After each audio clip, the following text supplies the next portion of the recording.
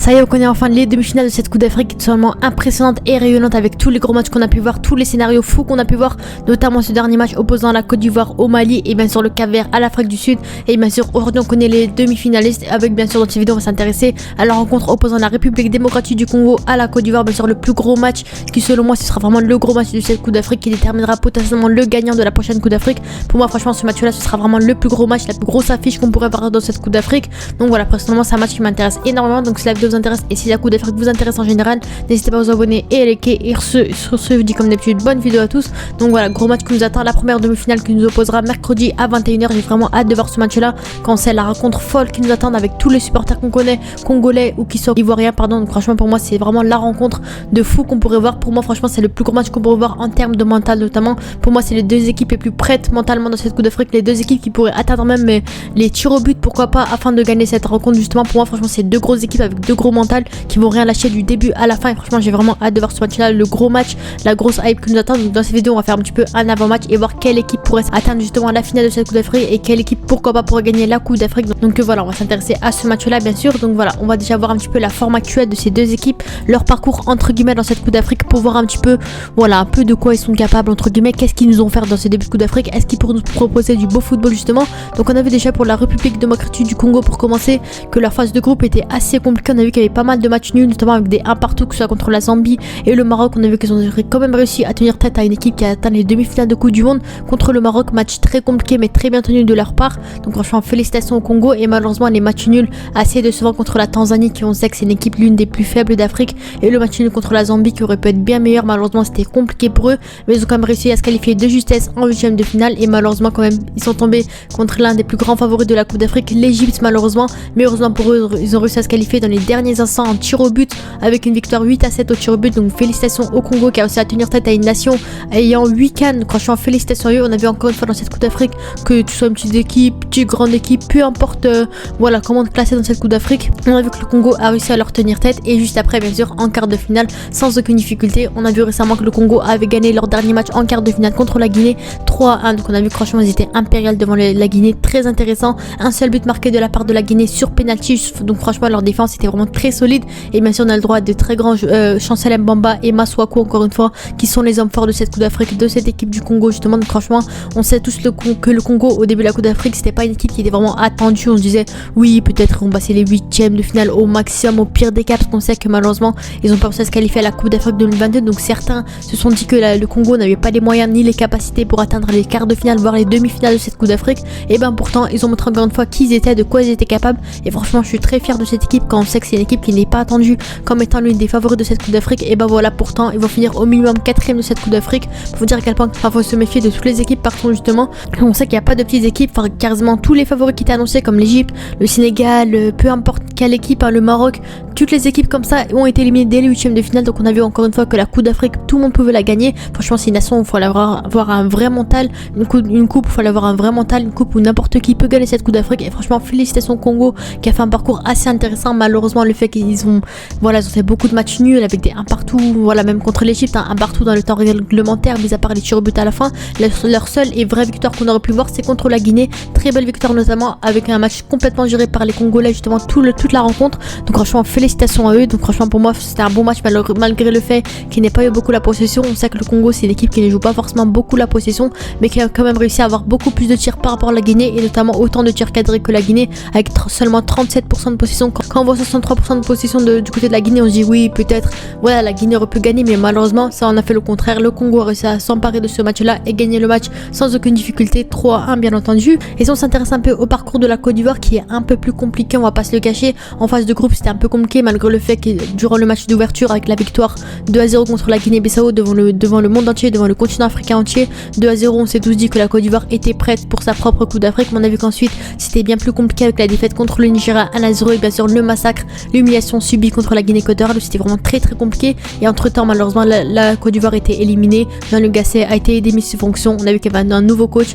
malheureusement c'était compliqué pour eux, mais heureusement que le Maroc avait gagné son match contre la Zambie, ce qui a fait qu'ils ont réussi à être repêchés dans cette Coupe d'Afrique. Et ensuite on a vu dès les 8e de finale avec leur nouveau coach notamment, qui est vraiment très intéressant, homme fort de cette équipe justement, qui s'est complètement renouvelé depuis le départ de Jean-Luc Gasset, avec la victoire par surprise bien sûr contre le Sénégal, l'ancien gagnant de la CAN qui était vu comme étant favori de cette Coupe d'Afrique. On a vu que le Sénégal c'est une équipe qui est vraiment très très bonne, qui avait fait le 3/3 dans les matchs de poule. On s'est dit que malheureusement très compliqué pour la Côte d'Ivoire, mais ça en a fait autrement. On a vu que la Côte d'Ivoire a gagné ce match-là 5-4 au tir au but encore une fois, donc félicitations à eux. Et encore une fois, juste récemment, ces derniers jours, on a vu que la Côte d'Ivoire a gagné son match contre le Mali, un très très gros match avec de gros retournements de situation jusqu'à la 85e minute. La Côte d'Ivoire n'a rien lâché avec la victoire notamment de Adingra à la 90e minute qui a fait l'égalisation, et bien sûr à la 122e minute le fameux but de Oumar Diakité qui malheureusement s'est pris un carton rouge juste derrière pour la célébration. Mais victoire 2-1 du Mali, pour dire à quel point franchement il y a des scénarios fous. On peut jamais prédire à l'avance justement les matchs de la Côte d'Ivoire, les matchs de la Coupe d'Afrique en général.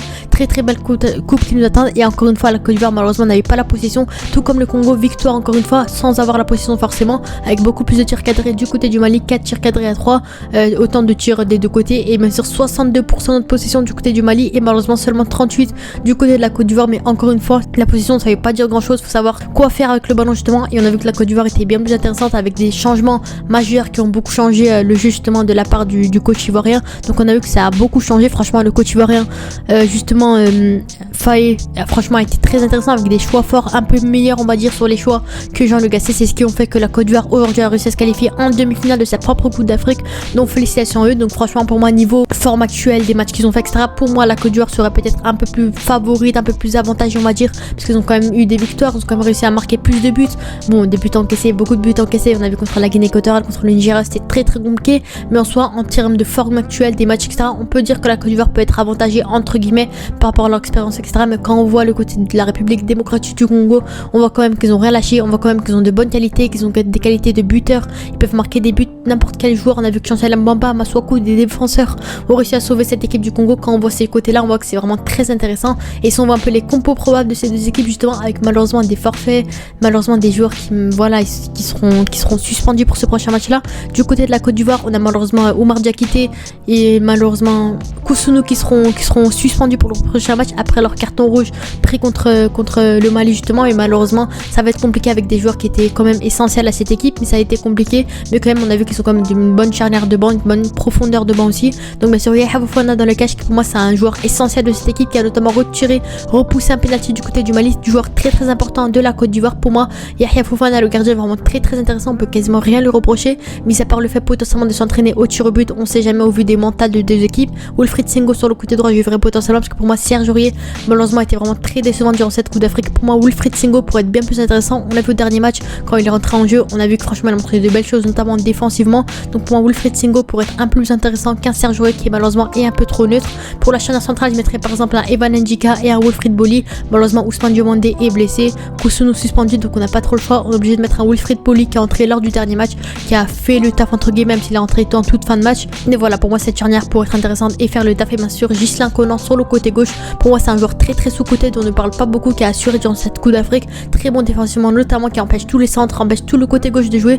Pour moi Ghislain Conan c'est un joueur vraiment sous-côté. Au milieu de terrain bien sûr je garderai le même que face au Mali, ça pourrait être un choix fort, je sais malheureusement Jean-Michel Seri n'a pas été très intéressant, mais pour moi franchement on pourrait lui faire confiance devant un Sangaré par exemple. Pour moi je mettrais Sékou Fofana, Jean-Michel Seri et Franck Kessié potentiellement. Pour moi ça a été des milieux assez intéressants, peut-être mettre un Sangaré à la place de Kessié potentiellement, qui malheureusement n'est pas en grande forme durant cette Coupe d'Afrique. Mais pour moi ce milieu de terrain peut être intéressant. Certains pourraient enlever Seri potentiellement sur 11 au vu de sa performance contre le Mali qui était quand même assez décevante avec beaucoup de pertes de balles. Mais pour moi Jean-Michel Seri on pourrait lui faire confiance, ça reste un joueur expérimenté qui a le niveau, qui pourrait assurer en tant que numéro 6 devant la défense. Et pour moi ce milieu de terrain peut être très intéressant, notamment dépanner cette défense qui malheureusement sera en grande difficulté sans Ousmane Diomandé ou sans Kousounou, ça va être compliqué. Mais pour moi Jean-Michel Seri pourra assurer ce rôle là, et bien sûr Kessié et Fofana en tant que numéro 8, histoire d'assurer justement le rôle offensif, la récupération et la montée de balle tout simplement. Et en attaque c'est là que ça va être très compliqué. Malheureusement on sait que leur coach compte beaucoup sur des Max Alain Gradel, sur des Crasso, sur des Kouamé, mais pour moi franchement ces joueurs faut arrêter avec eux. Pour moi faut clairement compter sur des Adjingra qui peut être très intéressant. On a notamment vu qu'il a sauvé la Côte d'Ivoire durant le dernier match, il a été très intéressant, il a marqué le but de l'égalisation entre guillemets. Pour moi Adjingra peut être très intéressant et mériterait bien sûr cette titularisation. En point du mettre un Sébastien Haller, malgré le fait qu'il n'ait pas marqué, il n'a pas été décisif durant cette Coupe d'Afrique, c'est compliqué pour lui. On a vu qu'il était bien plus intéressant qu'un Crasso ou qu'un Kouamé, il récupère des bons ballons, il fait des bonnes montées de balles, des bonnes pressions de balles, un bon pressing. Pour moi Sébastien Haller c'est un joueur expérimenté qui pourrait beaucoup apporter dans le jeu notamment offensif. Et bien sûr Jonathan Bamba sur le côté droit, pour moi je préfère un Jonathan Bamba par rapport à Nicolas Pepe.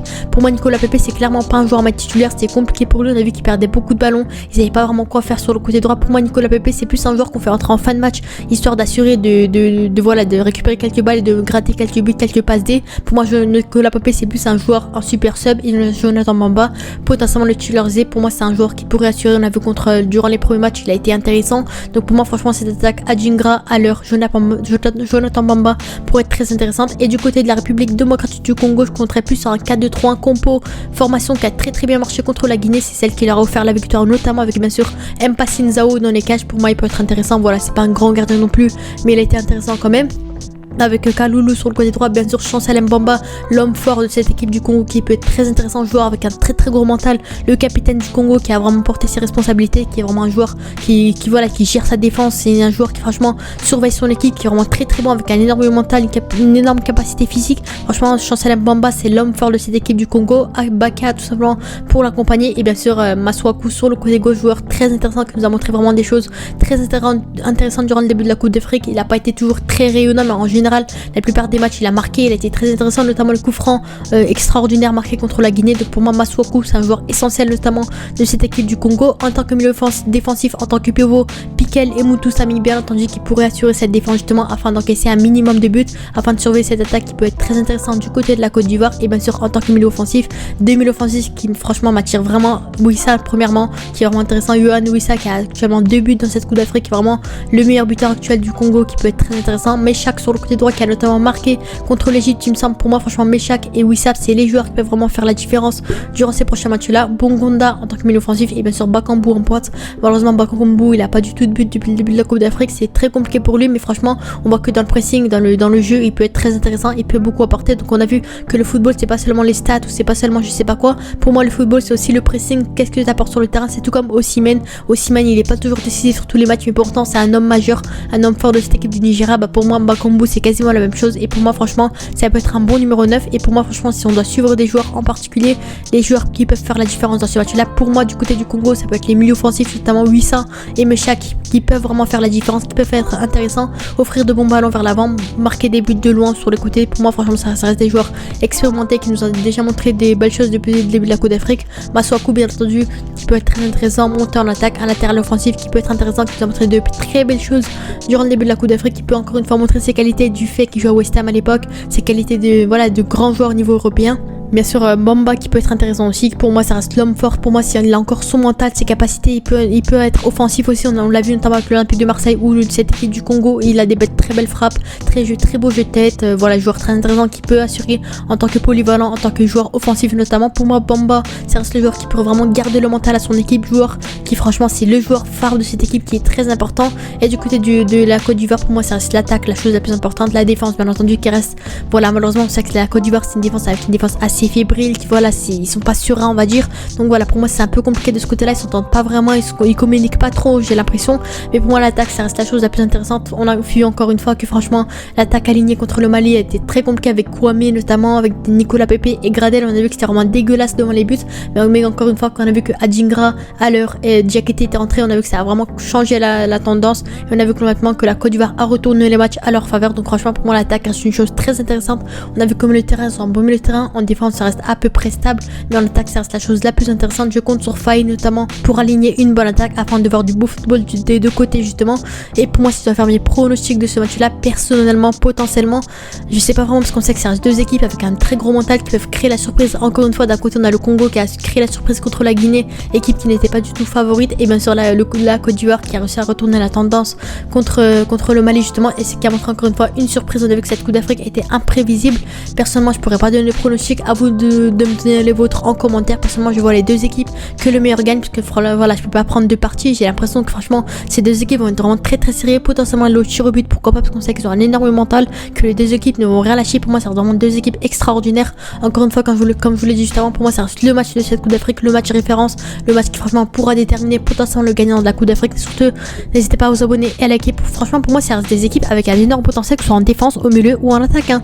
Peu importe le poste, peu importe le domaine, pour moi franchement ça reste des équipe avec de grands joueurs, des joueurs qui ont le mental, qui ont l'expérience, des joueurs qui peuvent être très intéressants. Le Congo, sur le papier, on peut dire que ça reste pas une grosse équipe avantagée par rapport à la Côte d'Ivoire, sur le papier seulement, mais en tout cas dans la réalité, sur ce qu'ils nous ont montré dans cette Coupe d'Afrique, on a vu que franchement, ça reste une équipe surprise avec notamment des Chancel Mbamba, des Masuaku, des Muntu Sabi, Meshak, Wissa, Bakambu, peu importe, ça reste des joueurs qui franchement se donnent à 100%. Encore une fois, veuille le mouiller le maillot. On a vu que le Congo qui n'est pas, c'est pas une équipe qui est habituée à aller très très loin en Coupe d'Afrique, mis à part le fait que voilà, récemment, ces dernières années, il y a quelques années, ils sont arrivés 3e il semble, mais en tout cas, mis à part ça, c'est compliqué, ils ont pas réussi à se qualifier durant la dernière Coupe d'Afrique, donc ils vont vouloir se venger, vouloir montrer qui ils sont, vouloir montrer que le Congo c'est pas une équipe à sous-estimer justement, et pour moi c'est deux équipes vraiment à ne pas sous-estimer, deux équipes franchement peuvent aller très très loin, et pour moi franchement ces équipes ont un énorme mental, équipe avec un énorme potentiel, et franchement j'ai hâte de voir le travail des coachs justement, ce qu'ils vont faire, parce qu'on sait que ça va jouer de ce côté là, les changements, les stratégies, les tactiques, les formations, pour moi ça va jouer de ce côté là, donc franchement n'hésitez pas à me donner vos avis en commentaire sur le pronostic, vos compositions. Sur ce, c'était mignon, n'hésitez pas à vous abonner et à liker. On se dit à la prochaine, ciao.